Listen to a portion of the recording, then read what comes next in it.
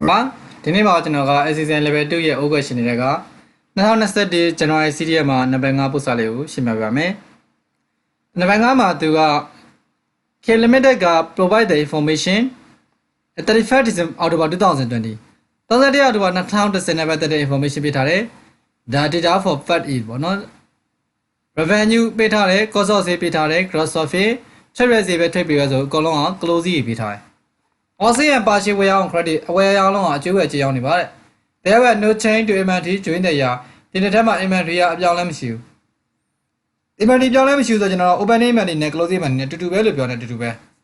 ။ဟုတ်ပြီအဲ့ဆိုသူကြည့်ကြအောင်ဘာလို့လိုချင်တာလဲ။ alarm debit sorry ဒီ question ဘက်မှာမြင်ကြ။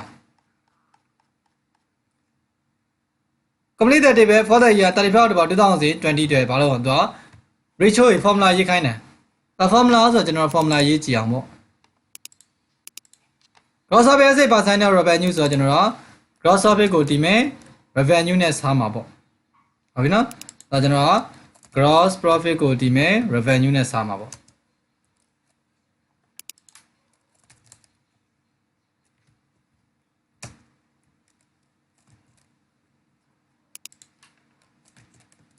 gross profit ကိုဒီမဲ့ revenue နဲ့စားမယ်။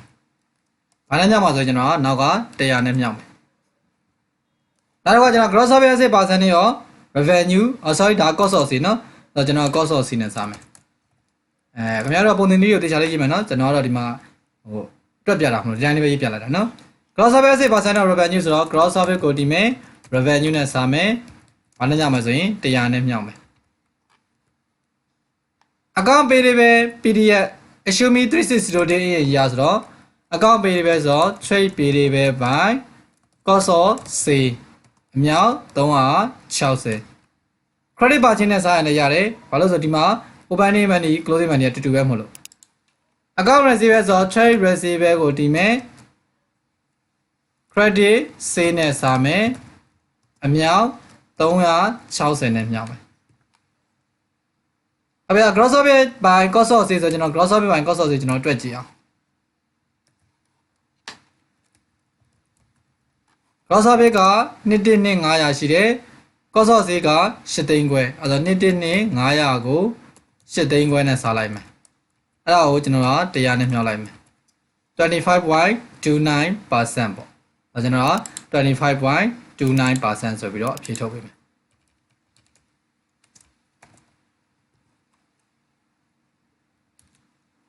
နောက်တစ်ခုကကျွန်တော်က gross profit by revenue ဆိုတော့ gross profit ဖြစ်တဲ့1.500ကို revenue 1.36နဲ့900နဲ့စားလိုက်မယ်100နဲ့မြောက်လိုက်မယ် 20% ဒါကျွန်တော်က 20% ဆိုပြီးတော့အဖြေထုတ်ပေးလိုက်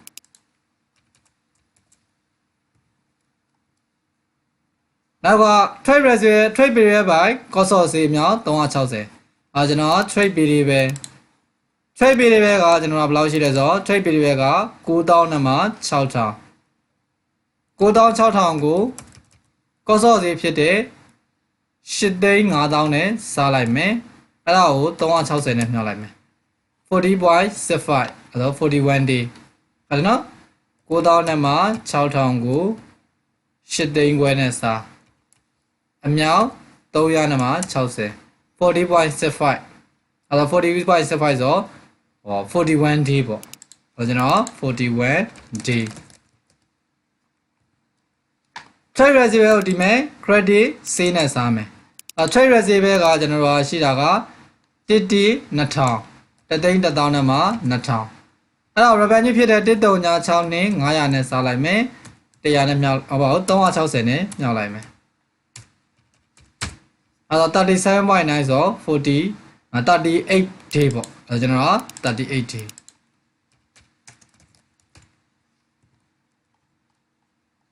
calculate the number of ordinary share issue 1st May 2020 1st May 2022မှာ ordinary share အရေးအတွက်ဘယ်နှခုထုတ်ရောင်းလိုက်တယ်လဲမိသား ordinary share အတွက်ဘယ်နှခုထုတ်ရောင်းလိုက်တယ်ဆိုကျွန်တော်ကအဲ့ကိုသွားကြည့်အောင်တွေ့ရမှာ information နိုဝင်ဘာ1ရက်နေ့မှာတွေ့ရမှာလား ordinary share 4,800,000ရှိတယ်တစ်စောင် 0.5 တန်နဲ့အဲ့တော့ဒါသည်ကျွန်တော် nominal price ကိုသိထားတယ် နော်ဒါ open နီးပေါ့ open နီးတော့နိုင် share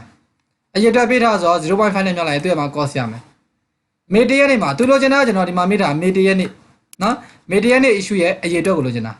မေတရက်နေ့မှာငွေမ3,9600ရလိုက်တယ် ordinary share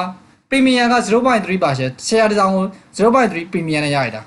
ဆိုတော့ကျွန်တော်တို့ premium နဲ့ရရတာဆိုတော့ကျွန်တော် premium 0.3 ပါဆိုတော့ကျွန်တော်တို့အမြတ်ဘယ်လောက်ပါလဲကျွန်တော်တို့အရင်ဘယ်လောက်လဲဆိုတော့ကျွန်တော်စဉ်းစားကြည့်မယ်စုစုပေါင်း3,900နဲ့မှာ6,000ဒါ3,900နဲ့ကကျွန်တော်တို့အရေး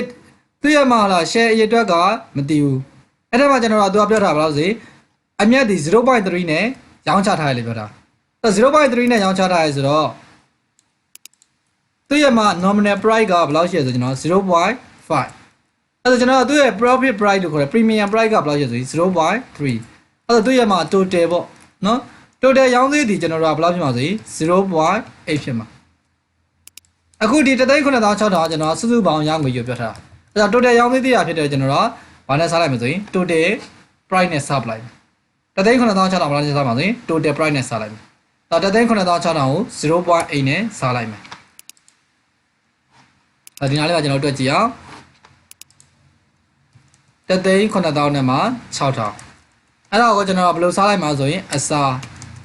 သူရဲ့မှာမွေးစေး 0.5 ရဲ့ 0.3 ရဲ့နှစ်ခုပေါင်းပြီးကျွန်တော်စားလိုက်မှာအဲ့တော့3,900,နဲ့မှာ6,000ကို 0.8 နဲ့စားလိုက်မှာအဲ့တော့2,000,000နဲ့မှာ2,000ပေါ့အဲ့တော့2,000,000 2,000 share ပေါ့ share အတွက်2,000,000 ordinary share capital ကောင်းဆွဲခိုင်းနေနိုဝင်ဘာ1ရက်နေ့နဲ့ဈေးမြဖွင့်မှာသူရဲ့ဈေးမိတ်ကာလက31ရက်အောက်တိုဘာ2020နဲ့ပိတ်မှာ။ဟုတ်ပြီအဲ့ဒါကျွန်တော် online share အကောင့်ဆွဲကြည့်အောင်။ online share အကောင့်ဆိုသူရဲ့မှာကျွန်တော်တို့ open need ကဘယ်လောက်ရှိလဲကျွန်တော်ကြည့်ကြည့်အောင်။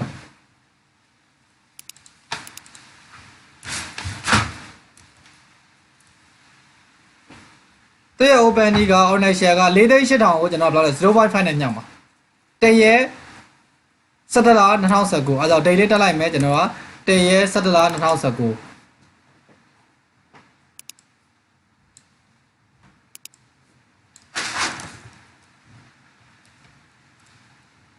တဲ17လ2019မှာကျွန်တော်ကဗာထဲမှာဆိုရင်ဘေးလန် BD ထည့်လိုက်မှာပေါ့ဘေးလန် BD သူရဲ့မှာ BD ကဘယ်လောက်ရှိလဲဆိုကျွန်တော်ကငွေမောင်းကအရေးအတွက်က4,000နဲ့မှာ4,000နဲ့မှာ8,000တစ်စောင် 0.5 ဆိုတော့4,800,000 0.5 နဲ့မြောက်လိုက်မယ်အဲ့တော့2,000,000နဲ့မှာ4,000ပေါ့ကျွန်တော်အဲ့မှာ2,400,000ထည့်လိုက်မယ်အဲ့ဒီသူ့ issue ရှိတယ် share issue ကဘယ်နေ့မှာရှိလဲကျွန်တော်မေ1ရက်နေ့မှာအဲ့ဆို1ရက်5လ20191ရက်5လ2019မှာကျွန်တော် share issue ရှိတယ်ပေါ့ကျွန်တော် share issue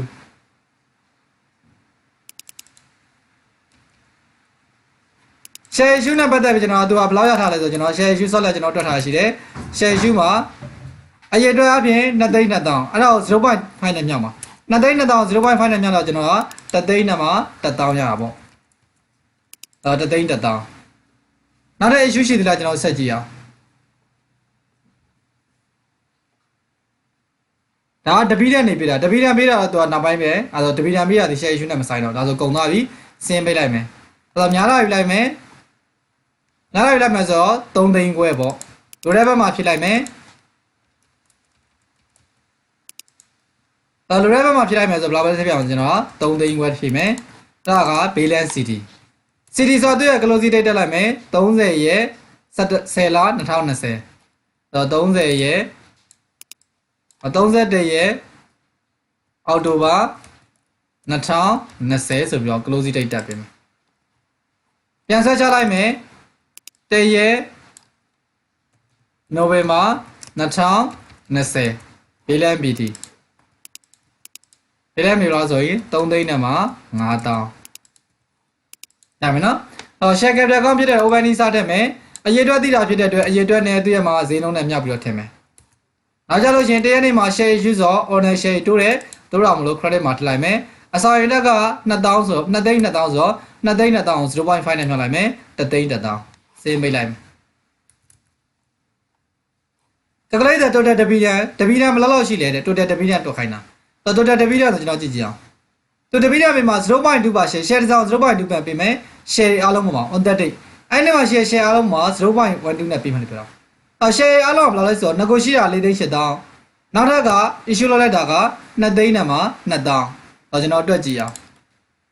ငကိုရှိတဲ့4သိန်းနဲ့မှာ8000ရဲ့နောက်ထပ် issue လုပ်တဲ့ကောင်2သိန်း2000ရဲ့အားလုံးပေါင်းလိုက်မှာပေါ့အဲ့ဒါပေါင်းမိကမှာတစ်စောင်ဘယ်လောက်နေမှာစေ0.12နဲ့ပေးတာဆိုတော့0.12နဲ့မြောက်လိုက်ပေါ့ဒါကျွန်တော်ကပေါင်းကြည့်လိုက်မယ်4သိန်း8000နဲ့2သိန်းနဲ့မှာ2000နဲ့ပေါင်းအဲ့ဒါကိုကျွန်တော်ဘယ်လောက်နဲ့ညှောက်ပါစေ0.12နဲ့မြောက်လိုက်မယ်အဲဆို8000နဲ့မှာ4000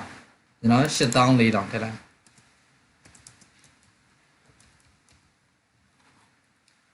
explain one reason why a company pay dividend ပေးရတဲ့ရည်ချက်နော်dividend အမြတ်ဝေစုဘာလို့ပေးရလဲအမြတ်ဝေစုပေးတာကျွန်တော်ကလုပ်ငန်းတွေကိုပိုင်ရှင်တွေကရင်းနှီးမြှုပ်နှံထားလို့အဲ့ဒီသူတို့ရဲ့မှာပါစေသူတို့ရဲ့မှာခံစားခွင့်နော်သူတို့ရဲ့မှာ interest နော်သူတို့ရဲ့မှာ interest ကိုပေးပြတာပဲသူတို့ခံစားခွင့်ကိုပေးလိုက်တာပေါ့ဟုတ်ပြီနော်လုပ်ငန်းထဲမှာပိုင်ရှင်တွေရင်းနှီးမြှုပ်နှံထားတဲ့ရင်းနှီးမြှုပ်နှံမှုပေါ်မှာသူတို့ရဲ့မှာခံစားခွင့်ကိုပြန်ပေးတာဒါဒီ dividend Identify what's one of the capital reserve ဘယ်ဥစ္စာ capital reserve လဲတဲ့ revolution reserve ကတော့ capital reserve မဟုတ် retail အနေနဲ့ capital reserve မဟုတ် share premium မှာ capital reserve ဒါဘယ်ကောင်တစ်ခုလဲဆိုရင်ကျွန်တော် share premium sorry revolution reserve ကလည်း capital reserve ပဲ share premium လည်း capital reserve ပဲဆိုတော့1နဲ့3နဲ့ပေါ့1နဲ့3ဆိုတော့နံပါတ် B Identify which one of the following are showing the statement of change ဘယ်ကောင် statement of change မှာပါလဲတဲ့dividend pay dividend propose တကယ်တော့ dividend pay ရင် propose ရမဟုတ်နှစ်ခုလုံးပေါင်းလိုက်ကိုပါတာ profit for the year ပါတာသိကြတယ်အဲဆို1 2 3ပဲဒါရင်1 2 3 3ခုလုံးတကယ်လို့ကျွန်တော်တို့ဒီတကယ်တော့ pay လည်းမဟုတ် propose လည်းမဟုတ်ဗျာတကယ်တော့ profit for the year တစ်ခုလည်းပဲပါတာဘာလို့ဆိုရင် pay ကိုထည့်ရတာမဟုတ် propose ကိုထည့်ရမဟုတ်နှစ်ခုလုံးပေါင်းလိုက် total dividend ကိုသုံးရတာဒါတကယ်တော့ total dividend နဲ့ profit for the year ပြတကယ်တော့ဒီထဲမှာအဖြစ်မှန်သည်နံပါတ်3တစ်ခုပဲမှန်မှာဟုတ်ပြီနော်နံပါတ်3ဆိုတော့3 only ဆိုတဲ့ကောင်ပါရင်မှန်တယ်ဒီမှာသူက moral sum မှာဖြစ်ပေးရတော့1နဲ့3လို့ပြောထားတယ်ကျွန်တော်ဒါမှားတယ်လို့ကျွန်တော်စိတ်ထဲမှာထင်တယ်ဘာလို့ဆိုရင် dividend propose ဆိုတာကပေးခဲ့တဲ့ propose ရှိဒီနှစ် propose ဆိုရင်အခုမှပေးမပေးရသေးဘူးဆိုကျွန်တော်ပေးစရာကြံတယ်ဆိုလဲဒီနေ့မှာ dividend စုစုပေါင်းနဲ့မှာထည့်ကိုထည့်ရမှာပဲဟုတ်ပြီနော်ဟုတ်ကဲ့ပါကျေးဇူးတင်ပါတယ်